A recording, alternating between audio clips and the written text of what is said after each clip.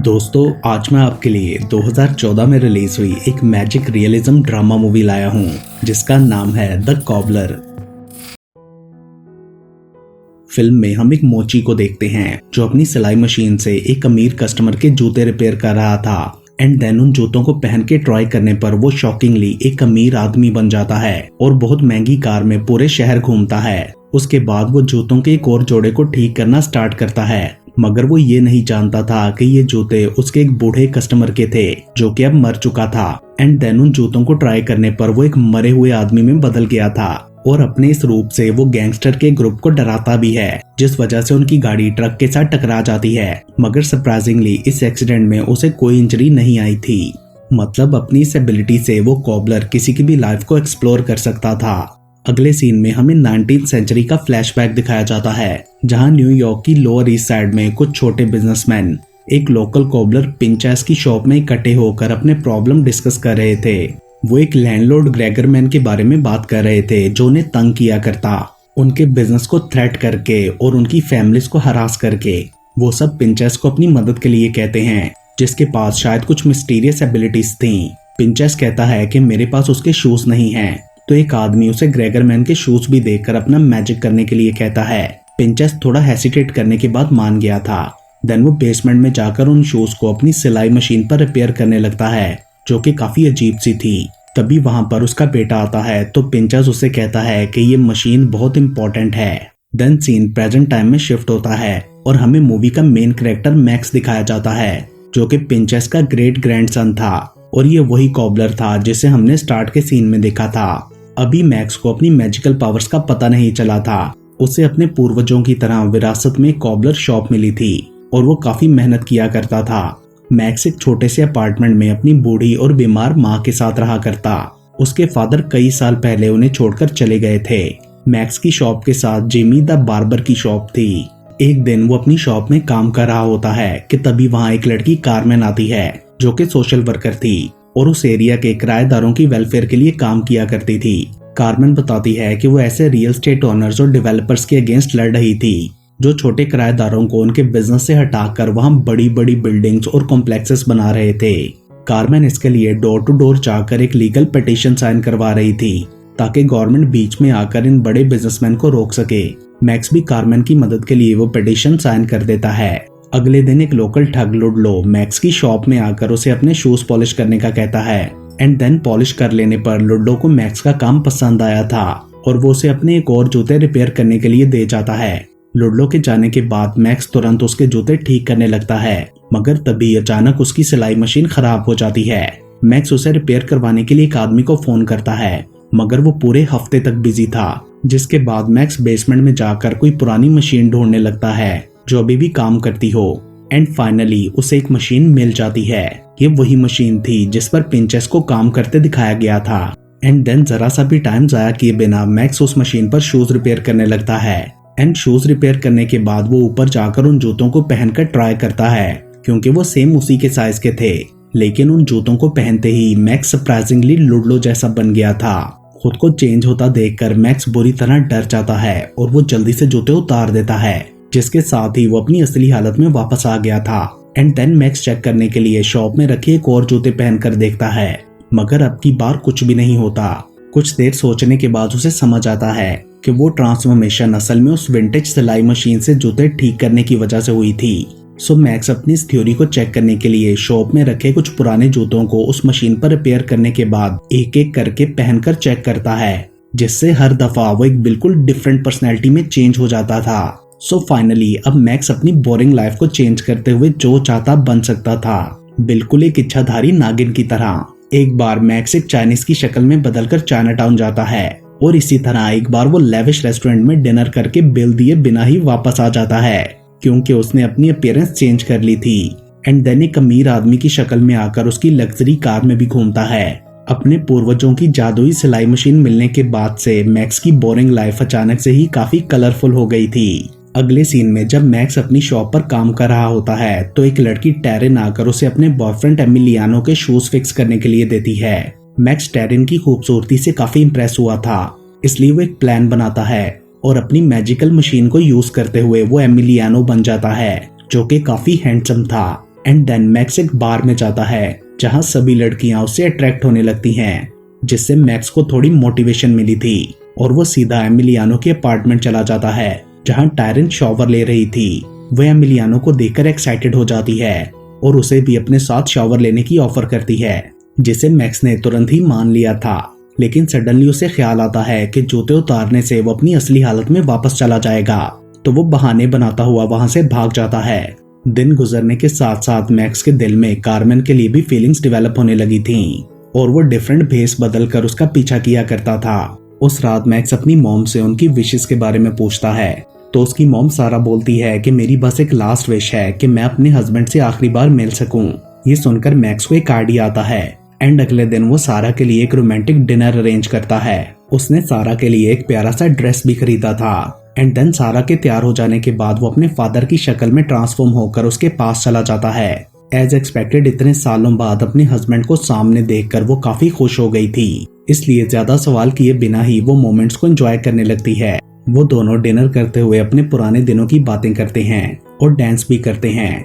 बहुत अच्छा time spend करने के बाद मैक्स सारा को बेड पर लिटा देता है और उसके सो जाने तक वो उधर ही बैठा रहता है।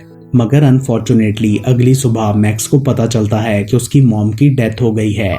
कुछ ही देर में बहुत से रिलेटिव्स और फ्रेंड्स उनके घर पर इकट्ठे हो जाते हैं। मैक्स काफी डिस्टर्ब था क्योंकि वो मॉम की सडन डेथ के लिए खुद को ब्लेम कर रहा था। उसे अपसेट देखकर जिमी द बार्बर उसका मूड ठीक करने की कोशिश करता है, मगर मैक्स उसकी किसी बात का जवाब नहीं देता।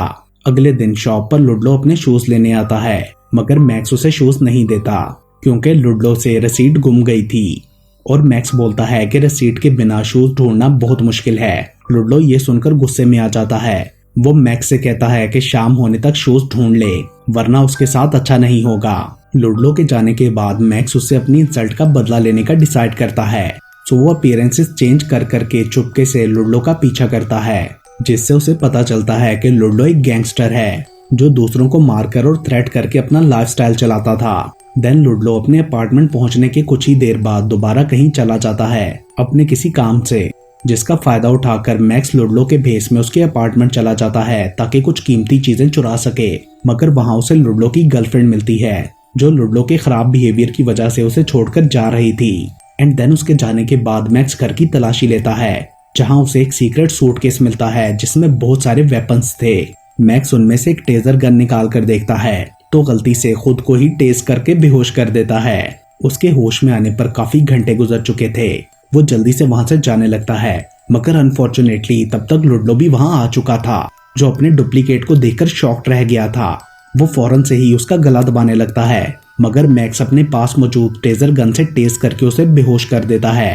होश में आने पर रियल लुडलो खुद को चेयर से बंधा हुआ पाता है। तभी मैक्स एक ट्रांसजेंडर की शक्ल में वहां आकर उसे थ्रेट करके कीमती चीजों के बारे में पूछता है, तो लुडलो उसे एक सीक्रेट चैम्बर का बताता है जहां बहुत सी कीमती घड़ियां रखी थीं। तभी दरवाजे के बाहर दो लोग आते हैं जो लुडलो के गैंग मेंबर्स थे, जिन्हें देखकर पहले तो मैक्स डर गया था, मगर लुडलो बताता है कि वो लोग उसे लेने के लिए आए हैं। उन्होंने एक आदमी से बहुत सारे पैसे लेने जाना है, जिसके बाद मैक्स कॉन्फिडेंट होकर लुडलो के भेस में उनके साथ चला जाता है। रास्ते में एक आदमी कहता है कि उनके पास अपने बॉस यानी लुडलो के लिए एक सरप्राइज है और फिर वो लोग उसे एक सीक्रेट गैरेज में ले जाते हैं जहां उनके कुछ और साथियों ने एक पैट्रिक नाम के आदमी को कैद कर रखा था। उन्होंने उसे काफी बुरी तरह मारा भी था क्योंकि शायद उसने उनका कुछ सामान चुराने की कोशिश की थी। ये सब वायलेंस और ब्लड देखकर घबराते हुए मैक्स बाथरूम भाग जाता है और वहां कुछ देर तक अपनी हालत ठीक करने के बाद बाहर जाकर वो एज अ लुडलो अपने साथियों से उस लड़के को छोड़ने का कहता है, ये बोलते हुए कि सबको एक लास्ट चांस जरूर देना चाहिए। एज एक्सपेक्टेड सब गैंग मेंबर्स ये सुनकर हैरान हो जाते हैं क्योंकि उन्होंने कभी अपने बॉस को किसी को ऐसे माफ करते नहीं देखा था। लेकिन जब मैक्स इंसिस्ट करता है तो वो लोग पैट्रिक को जाने देते हैं। उसके बाद मैक्स उन दो लोगों के साथ आगे बढ़ते हुए एक बड़े से मेंशन में पहुंचता है जो कि एक रियल स्टेट ओनर इलेन का था। इलेन उनसे मिलकर मैक्स यानी लुडलो को पैसों से भरा एनवेलप देते हुए टारगेट को खत्म कर देने का कहती है। मैक्स ऐसे प्रिटेंड करता है जैसे वो काम जानता हो और कॉन्फिडेंस के साथ वहां से आ जाता है। लेकिन जब वो उसी ट्रांसजेंडर के भेस में वापस अपार्टमेंट जाता है तो लुडलो वहां गन के साथ उसका वेट कर रहा था, जिसने किसी तरह खुद को छुड़वा लिया था और वो उसे चौक करके मारने की भी कोशिश करता है। लेकिन मैक्स सडनली जूते उतार कर अपनी ओरिजिनल फॉर्म में आ जाता है, जो देखकर लुडलो शॉक्ड रह गया था इसका फायदा उठाकर मैक्स वहां से भागने की कोशिश करता है, मगर एक्सीडेंटली वो अपनी पॉइंटेड हील से लुडो की नेक में स्टैब कर देता है, जिससे उसकी डेथ हो गई थी। मैक्स काफी डर गया था और वहां से भाग जाता है, लेकिन अगली सुबह वो पुलिस स्टेशन जाकर उन्हें सब कुछ बता देता है। सारी बात सुनने के बाद 2 पुलिस ऑफिसर्स उसके साथ लुडो के अपार्टमेंट जाते हैं, मगर वहां मर्डर का एक भी साइन नहीं था। लुडो की डेड बॉडी, ब्लड मार्क्स, पैसे और इवन गन्स भी वहां से गायब हो चुकी थीं। ये देखकर मैक्स उन लोगों को कन्विंस करने की कोशिश करता है कि वो सच बोल रहा है, मगर कोई एविडेंस ना होने की वजह से पुलिस ऑफिसर्स वहां से चले जाते हैं। कुछ देर बाद जब मैक्स वापस शॉप पर जाता है तो सब चीजें उसे अपनी टेबल पर पड़ी मिलती हैं, जिन्हें देखकर वो हैरान रह गया था। मैक्स अब इस सबसे काफी फेड अप हो चुका था। वो सारी चीजें लेकर वहां से जाने लगता है तो बाहर जिमी उसे रोक लेता है और कहता है कि अपनी मदर की डेथ के बाद से मैक्स काफी वियर्ड बिहेव कर रहा है और हर वक्त शॉप से भी गायब रहता है, मगर मैक्स उसकी बातों का जवाब दिए बिना ही आगे बढ़ गया था। अगले सीन में हम उसे ट्रांसजेंडर के भेस में एलेन के मेंशन में देखते हैं। वो उससे कहता है कि लुडो उसका मिशन पूरा नहीं कर सका था, इसलिए उसने ये पैसे वापस भिजवा दिए हैं। एलेन समझ गई थी कि वो झूठ बोल रहा है, इसलिए वो अपने आदमियों से उसे बेहोश कर देने का कहती है। रात को होश में आने पर मैक्स खुद को एक कार में देखता है, जहां 2 लोग उसे कहीं लेकर जा रहे थे और वो दोनों ही किसी अपार्टमेंट को जलाने और मैक्स को मारने के बारे में डिस्कस कर रहे थे। ये सुनकर मैक्स जल्दी से जूते चेंज करके एक डेड मैन में बदल जाता है। उसे इस हालत में देखकर वो लोग बुरी तरह डर जाते हैं और इस सब में गाड़ी का एक्सीडेंट हो जाता है और मैक्स वहां से भाग जाता है। अगली सुबह शॉप पहुंचने पर वो कारमैन के छोड़े हुए एक पैम्फलेट को नोटिस करता है और उसे पढ़ने पर मैक्स जान पाता है कि जिस किराएदार सोलोमन के लिए कारमैन लड़ रही है, एलेन के आदमी भी उसी की बात कर रहे थे। तो मैक्स तुरंत कारमैन के पास से सबको डिस्कस करने के लिए जाता है। कारमेन उसे बताती है कि एलेन एक अपार्टमेंट बिल्डिंग को गिराकर वहां डिपार्टमेंटल स्टोर बनाना चाहती है, इसलिए उसने वहां के सब किराएदारों को खरीद लिया है, मगर सोलोमन वहां से जाने के लिए तैयार नहीं। एंड देन वो दोनों सोलोमन के पास जाकर बताते हैं कि कैसे एलेन और उसके आदमी उसे मारने का प्लान बना रहे हैं, मगर सोलोमन अभी भी वहां से जाने के लिए नहीं मानता, क्योंकि उस घर के साथ उसकी बहुत सी यादें जुड़ी थीं। ये सुनकर कारमेन उदास हो गई थी, मगर तभी मैक्स के माइंड में एक आइडिया आता है। अगले दिन वो सोलोमन के भेस में एलेन से मिलकर उसके सामने एक डील रखता है कि वो $100,000 और शिकागो के एक टिकट के बदले ये जगह छोड़ने के लिए तैयार है। शिकागो वो अपनी बेटी से मिलने जाएगा। एलेन तुरंत ही इस डील के लिए मानकर कुछ जरूरी अरेंजमेंट्स करने के लिए वहां से चली जाती है। एंड देन रात को एलेन के 2 आदमी जेफरी और ब्रेन सोलोमन के घर पैसे देने आते हैं। मैक्स ने वहां से उन दोनों के शूज चुरा लिए थे। देन पहले वो जेफरी की शक्ल में बदलकर एलेन को कॉल करके बताता है कि सोलोमन ब्रेन के साथ चला गया।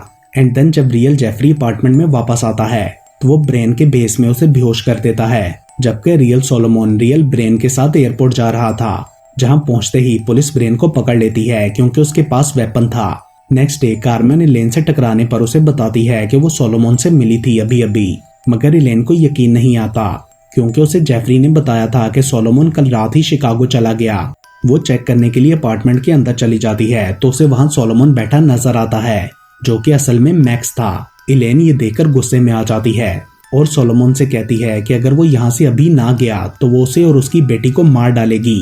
एंड देन सडनली एक दरवाजे के पीछे से कुछ रिपोर्टर्स रूम में आ जाते हैं। एक्चुअली मैक्स ने ये सब एलेन को एक्सपोज करने के लिए किया था, जिसके बाद वो पकड़ी जाती है। देन मैक्स और कारमेन डेट पर जाने का डिसाइड करते हैं। रात को मैक्स एक आखिरी बार लुडो की शक्ल में उसकी गर्लफ्रेंड से मिलने जाता है और उसे लुडो की एक्सपेंसिव वॉचेस देता है ताकि उन्हें बेचकर वो कुछ पैसे अर्न कर सके। बट अनफॉर्चुनेटली वापस जाते हुए पैट्रिक और उसके आदमी लुडो यानी मैक्स को पकड़ लेते हैं, मगर थोड़ा ही आगे जाने पर उनकी गाड़ी का एक कार से टकराने पर एक्सीडेंट हो जाता है। होश में आने पर मैक्स खुद को जिमी की बार्बर शॉप में पाता है। जिमी बताता है कि वो उसे कार के रैक से निकाल कर यहाँ लाया। ये सुनकर मैक्स कंफ्यूज हो गया था। वो जिमी से पूछता है कि तुम हर वक्त मुझ पर ही क्यों नजर रखते हो, जिस पर जिमी अपने शूज उतार कर अपनी असली शक्ल में वापस आ जाता है, जो कि कोई और नहीं बल्कि मैक्स के फादर अब्राहम थे। मैक्स को ये देखकर अपनी आंखों पर यकीन नहीं आता तो अब्राहम रिवील करता है कि अपनी फैमिली को सेफ रखने के लिए खुद को उसने छुपा रखा था, क्योंकि उसकी मैजिकल पावर्स की वजह से कुछ लोग उसके पीछे लगे थे। उसके बाद वो मैक्स को एक सीक्रेट कंपार्टमेंट दिखाता है जहां उसने बहुत सारे महंगे जूते जमा कर रखे थे, जो सबके सब डिफरेंट डिकेड्स के नोबल पर्सनैलिटीज के थे। अब्राहम ये भी बताता है कि उनकी फैमिली में सबने ऐसे ही लाइफ जी है इस सिलाई मशीन की वजह से। देन वो दोनों पीछे के दरवाजे से बाहर निकलते हैं, जहाँ एक लेविश लीमो कार और ड्राइवर उनका वेट कर रहा था। उसमें बैठकर सिटी घूमते हुए अब्राहम मैक्स को एक्सप्लेन करता है कि ये मैजिकल मशीन उनकी फैमिली के पास कैसे आई, और इसके साथ ही ये मूवी यहीं पर खत्म हो जाती है।